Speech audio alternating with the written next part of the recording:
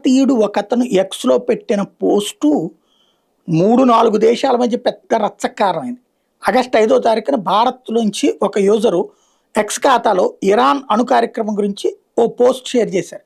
Israel America అణ్వాయుధాలను కలిగి ఉన్నంతకాలం ఇరాన్ తన అణు ప్రయత్నాలు వదులుకోదని IRGC commander brigadier general Ahmadi Vahidi చెప్పినట్టుగా ఈ పోస్ట్లో కనిపించింది. ఆయన ఫోటోతో పాటుగా అణు పరీక్షలు జరిపినప్పుడు వెలువడేటటువంటి పొగతో కూడిన ఏఐ చిత్రాన్ని యూజర్ షేర్ చేశాడు. ఇది ఎంతలా వైరల్ అయిందంటే ఇజ్రాయెల్ అమెరికా కూడా గందరగోళానికి గురైపోయినాయి. ఐఆర్జీసీ కమాండర్ చెప్పారని ఇందులో మెన్షన్ చేయడం, ఈ ప్రకటనని వెంటనే ఇజ్రాయెల్ మీడియా ఫోకస్ చేసేసింది. అణుబాంబుల్ని తయారు చేస్తున్నామని ఇరాన్ తొలిసారి బహిరంగంగా అంగీకరించిందని ఇజ్రాయెల్ మీడియా ఫోకస్ చేసింది. చివరికి నెతన్యాహు ఇజ్రాయెల్ ప్రధానమంత్రి కూడా ఈ పోస్ట్ మీద స్పందించి ఇరాన్ ఉద్దేశాలను ఇది రుజువు చేస్తోందని వ్యాఖ్యానించారు. మరోవైపున ఐక్యరాజ్యం స్పందించేసింది. అందులోని అమెరికా రాయబారి మైక్ వాల్ట్ కూడా దాన్ని షేర్ చేశారు. కొన్నేళ్లుగా తెలిసిన విషయాన్ని ఇప్పుడు ఇరాన్ అంగీకరించేసిందన్నారు.